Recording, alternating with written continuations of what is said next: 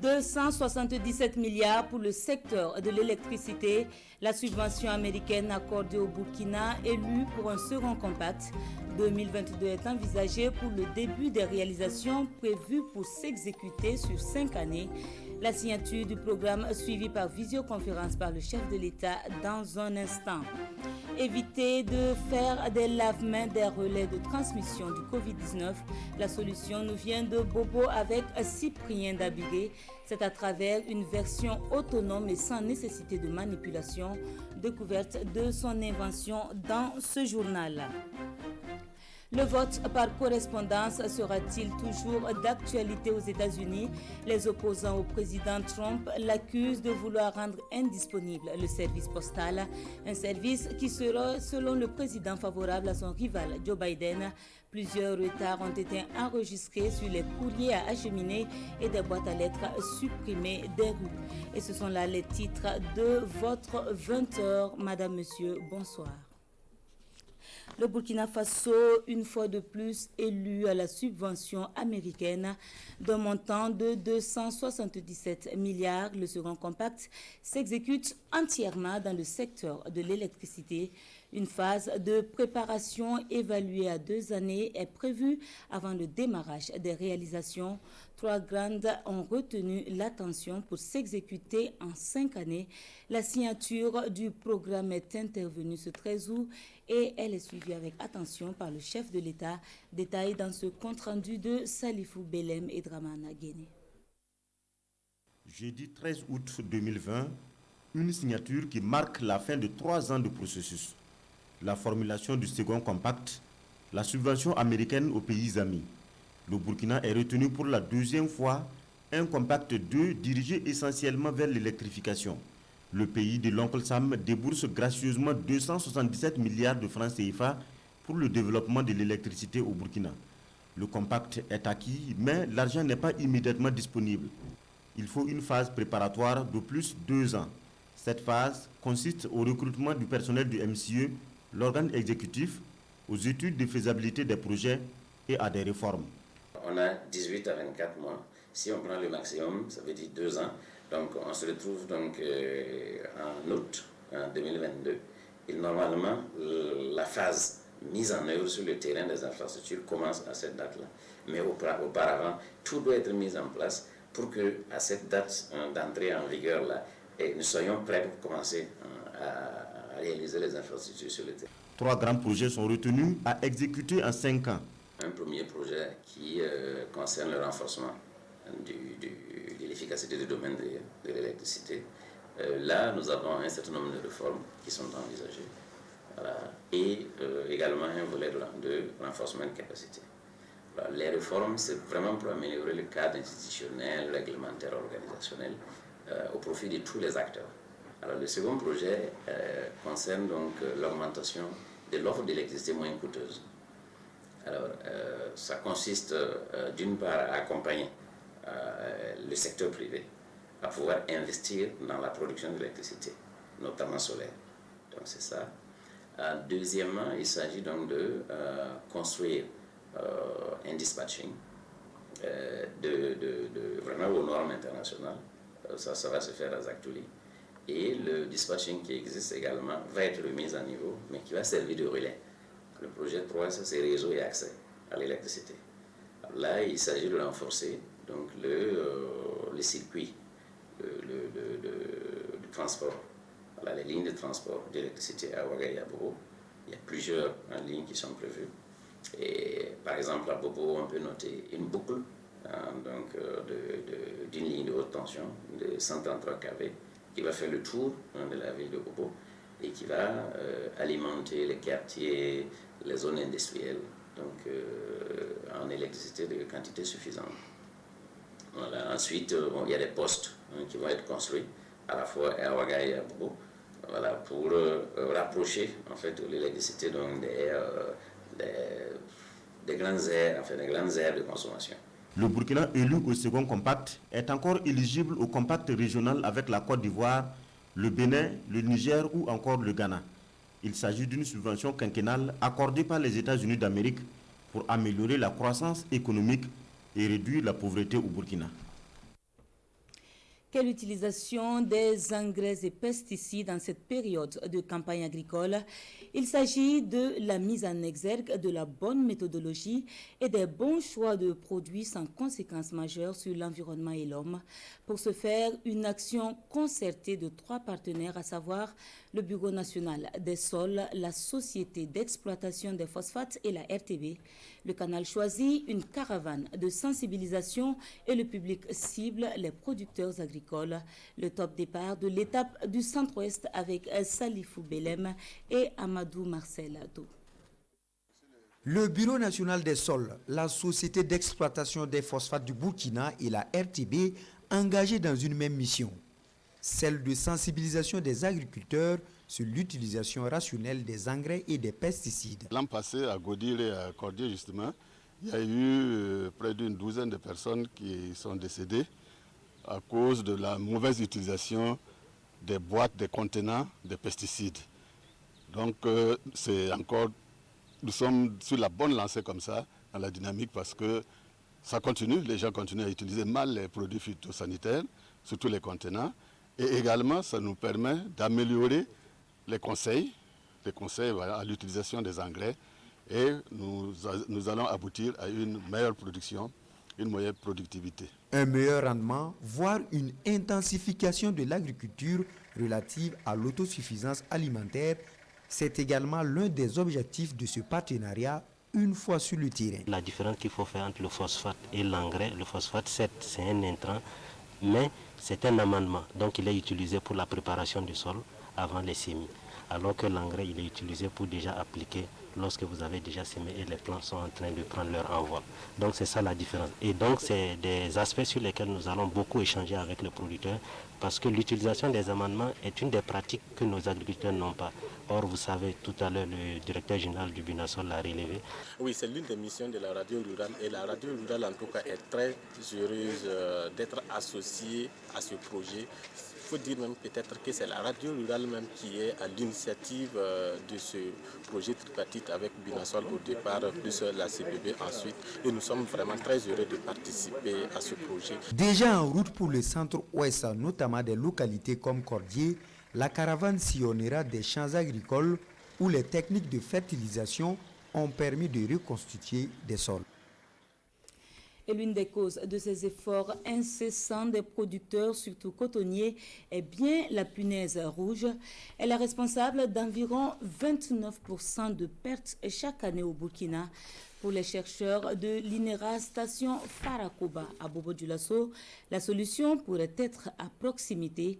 Il s'agit de libérer dans les champs de coton un autre insecte, ennemi naturel de la punaise. Comment cela va-t-il se passer? Les journalistes se sont intéressés à la question à la faveur d'une caravane de presse organisée par le ministère de la Recherche. Cap sur Bobo avec Adama Guiti et Maïmouna Traoré. Le cotonnier attaqué. Dr Issa Sow du programme Coton en parle aux journalistes. Selon lui, le cotonnier est l'une des plantes les plus attaquées au monde. L'on pourrait trouver plus de 1200 espèces de ravageurs dans un champ de coton. La punaise rouge du cotonnier à elle seule est la cause d'environ 29% des pertes subies par les cotonculteurs burkinabés. De par son mode d'alimentation, elle détériore la fibre là, qui est difficilement commercialisable. Et aussi en s'alimentant des graines qui sont à l'intérieur, n'est-ce pas, de la capsule là, ça provoque, n'est-ce pas, des vides au niveau de la capsule. Ça fait que lorsque vous amenez le coton pour peser, le coton ne pèsera pas. Et du coup, ce sont ces mêmes semences là qu'on ramène au champ pour la campagne prochaine. Et vous avez des problèmes de levée. Pour lutter contre ce déprédateur du coton, les producteurs utilisent le plus souvent des insecticides non homologués. Ici, à la station INERA de Farakoba à Bobo-Dioulasso, les chercheurs prospectent une autre piste.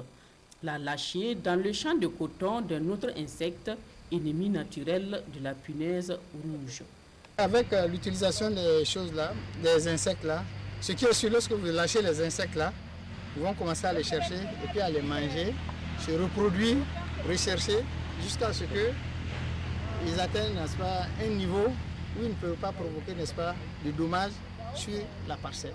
Cette méthode, selon le chercheur, a l'avantage de réduire l'utilisation des produits chimiques dont le mauvais emploi cause des dommages aux plantes et nuit à la santé de l'homme.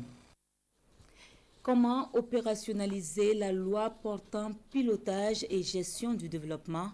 Pour répondre à cette interrogation, une quarantaine de participants sont réunis à Ouagadougou pour une campagne de diffusion.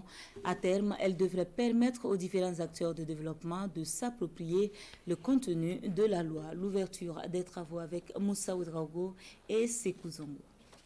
La direction de la prospective, de la planification stratégique et sectorielle et les cabinets et bureaux d'études ensemble pour la vulgarisation de la loi 034-2018 portant pilotage et gestion du développement. Une rencontre qui devrait permettre aux acteurs du développement de parler d'une même voix.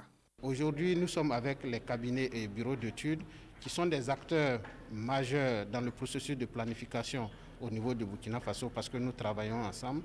Donc nous voulons que ces acteurs-là puissent avoir la même compréhension que nous pour que les documents de planification qu'ils contribuent à élaborer puissent épouser l'idée de cette loi-là. Une loi futuriste, selon le directeur de la prospective, de la planification stratégique et sectorielle. La vision, explorer, planifier et opérationnaliser. Le Burkina Faso souhaite voir loin, large et profond pour pouvoir penser son développement. Et cela a commencé depuis l'adoption en 2005 de l'étude nationale prospective Burkina 2025 qui a donné la vision de développement du Burkina pour un horizon d'une génération 25 ans. Et cette loi nous permet d'évaluer cette étude prospective et de nous projeter d'ici 2025 pour que, à la fin de l'étude nationale prospective Burkina 2025, nous puissions avoir une autre vision prospective qui au minimum sera de 30 ans. Cette rencontre regroupe une quarantaine de cabinets et de bureaux d'études et fait suite à celle tenue à Bobo-Dioulasso. Un processus qui va se poursuivre dans d'autres régions pour une vision commune, foi de Esaïe Willy. Exercer la profession journalistique avec aisance à travers une maîtrise parfaite des genres, de la communication de crise et de la communication digitale. Voici l'objectif recherché par le ministère de la Communication en vue d'une bonne couverture des prochaines élections. Les journalistes du Centre-Est ont bénéficié d'une session de formation sur les différents thèmes. Nous suivons un bout avec Kounsoun Koulibaly et Tanga Kafando. Les genres journalistiques, la communication digitale et la communication de crise, c'est le menu de la formation qui a réuni les journalistes du Centre-Est ici à Tinkodogo. Une formation organisée par le ministère de la Communication et des Relations avec le Parlement à travers sa représentation régionale. Nos populations ont besoin de l'information juste pour faire opérer des choix de leur vie quotidienne, dans la gestion de leur vie quotidienne et aussi participer activement, comme nous l'avons dit dans notre propos, à la gestion de la cité, de la chose commune. 2 jours de rappels et d'échanges qui ont permis aux hommes des médias de se partager les expériences et de renforcer leurs connaissances. Pour les thématiques abordées, les genres journalistiques, c'est quelque chose qu'ils pratiquent déjà au quotidien, donc on a senti que ce sont des hommes de terrain, ils ont des réalités, surtout des expériences qu'ils ont voulu qu'on partage et qu'on revisite afin de nous rappeler les fondamentaux de notre profession à ce niveau. Sur les 2 autres communications, la communication digitale et la communication donc de crise également, on a senti que c'est des praticiens qui avaient de l'intérêt, ils se sont pliés à l'exercice. On a revisité également là aussi les fondamentaux et à la fin je suis satisfait. Cette formation ouvre la voie à une série d'autres et le but est de permettre aux journalistes de la région de relever le défi de la couverture des échéances électorales dans un contexte de crise sanitaire et sécuritaire. Ils sont aussi à l'école du renforcement des capacités avec 10 offres de formation développées par l'École nationale d'administration et de magistrature avec l'accompagnement du programme décentralisation et développement communal. Tous acteurs des collectivités locales, ils ont entamé ce matin des formations certifiantes pour être en phase avec les exigences du processus de décentralisation. Adama Guiti et Draman Dadian. Tous ici sont des acteurs de la décentralisation, élus locaux, agents et secrétaires généraux de mairie. C'est un comeback à l'École nationale d'administration et de magistrature pour se ressourcer en vue de mieux jouer leur rôle d'acteur de la décentralisation. L'ENAM est la structure et chef de file de la stratégie nationale du renforcement des capacités des acteurs de la décentralisation. Donc, dans ce sens-là, nous avons élaboré 10 modules, 10 offres de formation et qui va se dérouler 17 août au 30 octobre. Sur la dizaine d'offres, les participants à cette première vague de formation certifiante ont droit à 3 modules axés sur la gestion de l'état civil, la mobilisation des ressources financières locales et le management des ressources humaines. Mais c'est un besoin exprimé par l'ensemble des présidents des collectivités territoriales. C'est pour ça, dans nos échanges avec notre fêtière nationale et l'ENAM, il y a eu la proposition pour ces différents modules de formation. Ces sessions de formation ont débuté depuis l'année 2019, l'année passée.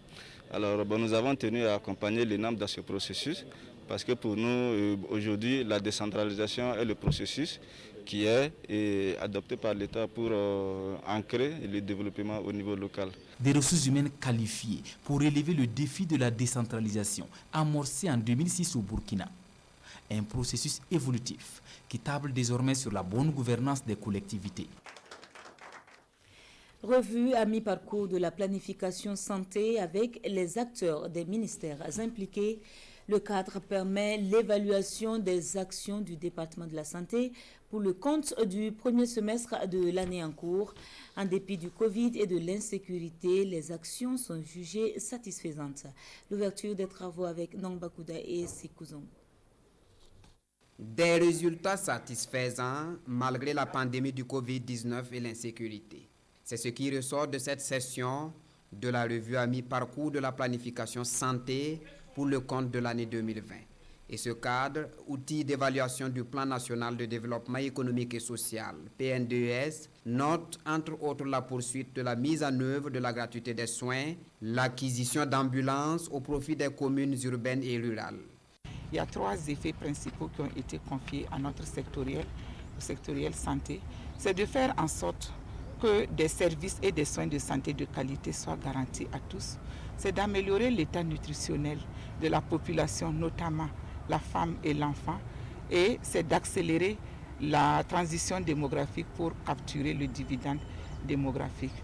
Et à ce niveau, tous les départements ministériels de ce secteur ont fourni des efforts afin que tout puisse se poursuivre malgré la pandémie. L'évaluation des actions de planification de santé ainsi faite, ces acteurs sont désormais focus sur le dernier semestre de l'année.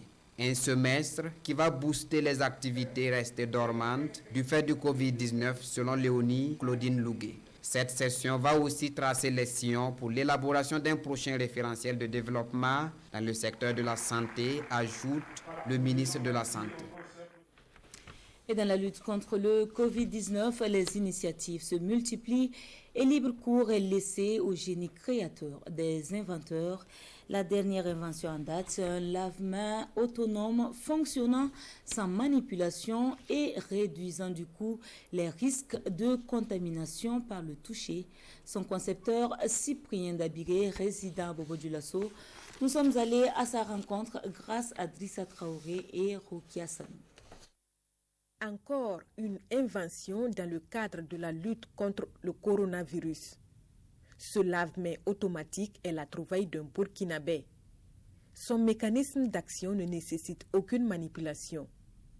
Dès que les mains sont placées sous le robinet, elles reçoivent un jet de savon liquide. 10 secondes après, le temps de se frotter les mains, de l'eau jaillit pour le rinçage et cela pendant 15 secondes. Ça monte au courant. Et lorsque Et lorsque vous sentez que l'eau n'est pas à votre guise, vous faites une demande d'eau en bas. Là. Et une fois que vous enlevez le pied, le sèche-main revient sur ce qu'on appelle le compte à rebours. Voilà. C'est comme ça. Ça vous prend juste 1 minute. Et lorsque c'est la nuit, vous avez une lumière ici qui vous éclaire. Le système de sèche-main est composé de 2 types de ventilation.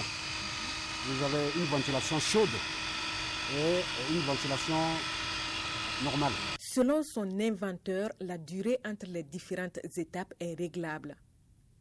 Ainsi, au lieu de 10 secondes entre le savon et l'eau, il est possible d'avoir 20 ou 30 secondes. Électrotechnicien de formation, Cyprien Dabiré dit s'être lancé dans cette aventure après un constat, le risque de se souiller les mains en manipulant les robinets. Et donc j'ai rajouté mon plus, mais en mode électrique. C'est-à-dire que ça c'est en mode AC, courant alternatif. Je peux le concevoir aussi en courant continu. L'objectif c'est de faciliter le plaisir de se laver les mains qui est devenu aujourd'hui une habitude pour les Burkinabés. Ce lave-mains peut être utilisé en mode fixe et là il faut un raccordement à une source d'eau, mais aussi en mode mobile. Si c'est le mode mobile, lorsque vous devez déplacer ça pour des cérémonies, vous êtes obligé de mettre chaque fois de l'eau ici pour 20 litres d'eau qui équivaut à 60 lavages à main. Et une fois que le réservoir d'eau sale est rempli, parce que là, l'eau ne doit pas se déverser partout. Vous avez un témoin qui vous signale que le réservoir d'eau sale est rempli. En ce moment, vous venez vous vidanger et le système reprend à nouveau. La réalisation de cet appareil, confectionné avec des matériaux disponibles sur le marché, nécessite 2 à 3 semaines de travaux. Mais si c'est en production pour les entreprises, il y a 4-5 qui sont pour que 10 personnes viennent se laver à la fois, là on peut accélérer. Dans la conception, on ne peut jamais avoir ce qu'on a mis dedans. Il faut produire et tout doucement, on récupère des petits bénéfices. Celui-là, il peut aller entre 400 000 et 500 000 francs CFA. Vulgariser son invention, c'est le souhait du concepteur. Il estime qu'au-delà de la lutte contre le coronavirus, ce lave-mains pourrait contribuer à l'amélioration de l'hygiène dans les lieux publics, tout comme dans les domiciles, et cela de façon durable. L'on parle à présent solidarité avec l'Ocades Caritas de Gawa et la mise en place de son fonds de solidarité. Ce dernier est officiellement lancé ce 16 août par l'Église catholique. Il vient en aide aux plus démunis et pour son fonctionnement, les bonnes volontés sans distinction sont sollicitées. Oumaro Sagnon et Romuald Patrice Toui. De cette cérémonie de Charité, solidarité. C'est le leitmotiv du Fonds catholique de solidarité Alfred Diban, un fonds mis en place par l'Église catholique en juin 2017 pour venir en aide aux personnes victimes de crises humanitaires et celles en situation de vulnérabilité. À l'occasion de ce lancement officiel, une opération de collecte de fonds a été initiée. Vous-même, vous voyez ce qui se passe actuellement au Burkina Faso avec ces personnes déplacées internes. Alors, ce fonds, c'est dans ce sens, arriver à aider ces personnes qui souffrent, les personnes nécessiteuses. Toute personne physique ou morale désireuse d'accompagner les plus démunis peut participer à cet acte de charité et de solidarité. L'Ocades Caritas Burkina est chargé de la gestion de ces fonds durant les 2 années à venir. Tout le monde peut se retrouver un jour en situation d'urgence. Et alors, tout le monde peut être bénéficiaire de ce fonds d'urgence. Et c'est dans ce sens que toute personne de bonne volonté peut contribuer à ce fonds. Et la contribution, elle est simple. C'est par des collectes, par des dons ponctuels et ou juste par transfert d'argent. Après ces 2 ans de gestion par l'Ocades, une équipe spéciale sera mise en place pour la gestion du Fonds catholique de solidarité Alfred Diban. Alfred Diba est le père de feu professeur Joseph Kizerbo.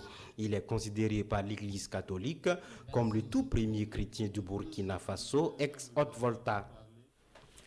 Et comme pour répondre à l'appel de Caritas, le chef de canton de Dédougou offre plus de 17 tonnes de vivres aux plus vulnérables.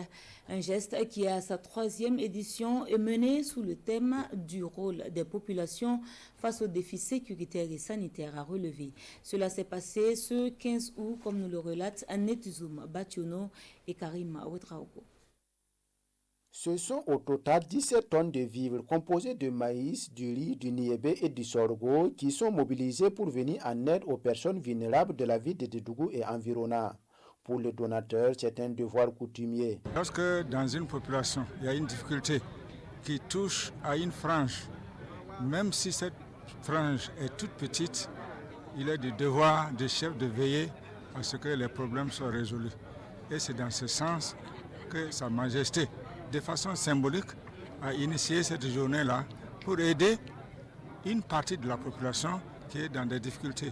Il y avait un grenier ici que tous les parents cotisaient venir mettre là-bas pour le chef de canton. Lui aussi, il donne aux personnes vulnérables. Mais maintenant, il n'y a pas ça. Et pour ça, nous, on a organisé ça avec les chefs chaque année pour trouver un peu de zeste quand même, de céréales pour donner aux personnes vulnérables comme ce que son papa fait avant. Ce don est le bienvenu pour les bénéficiaires, surtout en cette période de soudure. Les autorités régionales saluent cette initiative qui renforce la cohésion sociale. Cette initiative est véritablement à saluer et à soutenir parce qu'il a besoin que des partenaires l'accompagnent dans cette dynamique-là qui va apporter beaucoup de réconfort à nos populations qui sont dans le besoin. Pour la répartition, les pensionnaires de la maison d'arrêt et de correction de Dédougou vont bénéficier d'une tonne de ces vivres. Le chef de canton invite les bénéficiaires à en faire un bon usage afin de sortir de cette situation de vulnérabilité les années à venir. Faisons suite à la journée de l'arbre. La cité du Cavalier Rouge reprend des couleurs à travers Koudougou Reboisement 2020, une 5e édition qui a permis de porter 1000 plants en terre. L'initiative est soutenue par le Premier ministère. Constat avec Daouda Ouattara et Sébastien Zongo. Au moins 1000 plants mis en terre au lycée professionnel national Maurice Yameogo de Koudougou. Et les dispositions sont prévues pour planter utiles et sécurisés, tels que recommandés par les acteurs de l'environnement. On va confier un arbre à chaque élève et nous allons organiser aussi une compétition pour qu'au bout de l'année scolaire, on essaie de regarder à qui reviendrait le plus beau arbre. C'est à l'occasion de Koudougou Reboisement 2020, l'initiative amicale née en 2014 implique aujourd'hui une trentaine d'associations de femmes et de jeunes pour renforcer le couvert végétal de la cité du Cavalier Rouge. 3000 plants en l'espace de 4 éditions et cette année nous sommes passés à 1000 plants. Et nous nous tablons déjà à l'édition de 2022 autour de 3000 plants. Voilà, pour aller très rapidement atteindre un objectif de 20 à 50 000 plants en quelques années. L'activité vise à faire du reboisement un facteur de cohésion des fils et des filles de la ville natale du premier président du pays. C'est également une contribution au défi de 10 millions de plants par an sur le territoire national pour inverser la tendance de dégradation de l'environnement au Burkina Faso. Le message de son Excellence, Monsieur le Premier ministre, c'est d'abord saluer l'appel des filles et fils de la province du Burkina pour avoir entendu l'appel de son Excellence, Monsieur le Président du Faso, lancé lors de la 2e édition de la Journée nationale de l'arbre, en appelant tous les Burkinabés à planter utile et à protéger. Aujourd'hui, nous assistons à la 5e édition de reboisement au Koudougou 2020. Pour le Premier ministre, c'est soutenir une action rentrant bien sûr dans le sens de la protection de l'environnement à travers les plans de reboisement sur l'ensemble du territoire national. La 6e édition de Koudougou Reboisement est prévue au mois d'août en 2022. Loin des yeux, mais près du cœur, dit-on, en application de l'adage, les Congolais résidant au Burkina manifestent leur attachement à la patrie d'origine. Ils se sont retrouvés ce 15 août pour commémorer les 60 ans d'accession à l'indépendance de leur pays. Les temps forts de la célébration avec Daouda Ouattara et Sékou Zongo. Brazzaville en images pour exprimer leur attachement à la mère patrie, le Congo. Les Congolais résidant au Burkina Faso commémorent ici le 60e anniversaire de l'accession à l'indépendance de leur pays. Une commémoration cadre de retrouvailles et de reconnaissance des luttes menées par leurs devanciers. Depuis qu'on existe ici, on n'a jamais organisé un événement de telle ampleur. Aujourd'hui, on aimerait bien changer les choses pour que les gens puissent nous connaître. Les ressortissants du Congo au Burkina se disent intégrés et souhaitent le renforcement des relations entre les deux pays pour davantage de partage entre les communautés. Nous avons vraiment ensemble toute une histoire à raconter. Vous voyez, par exemple, au Congo, il y a le lycée Thomas Sankara. Ici, il y a le lycée Marien Ngouabi. Donc, il y avait vraiment une certaine cordialité. Et aujourd'hui, avec nous qui sommes là, nous voulons encore réitérer, renforcer cette cordialité entre les deux nations. Je peux dire que je me sens congolais quand je suis au Congo. Et quand je suis au Burkina et que je vois des Congolais, je me dis que j'ai le droit aussi de les accueillir et de faire de sorte qu'ils soient comme chez eux. Les Congolais au Burkina sont aujourd'hui estimés à plus de 500 âmes. Et face à l'absence d'une représentation diplomatique, ces Congolais demandent l'installation d'un consulat pour faciliter l'établissement de certains documents administratifs. Affamer la poste pour empêcher les gens de voter, la principale accusation portée contre Donald Trump par ses opposants, et ce depuis que le locataire de la Maison-Blanche a jugé le service postal favorable à son adversaire.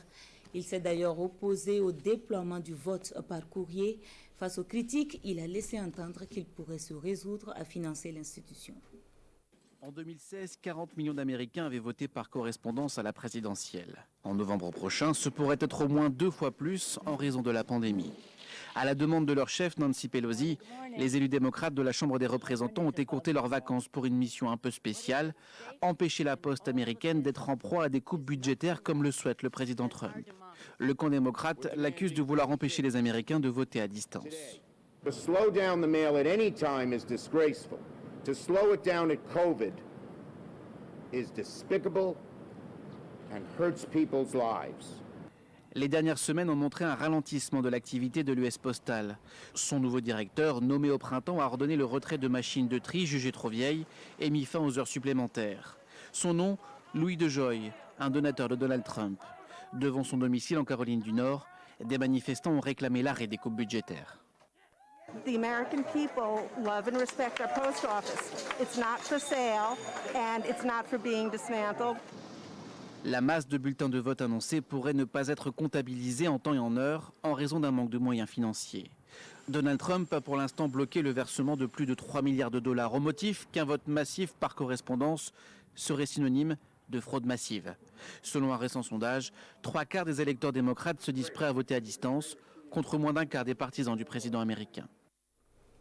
Et c'est ce qui referme l'édition de ce soir. Merci à vous de nous avoir suivis. On se retrouve demain, Dieu voulant. Bonsoir.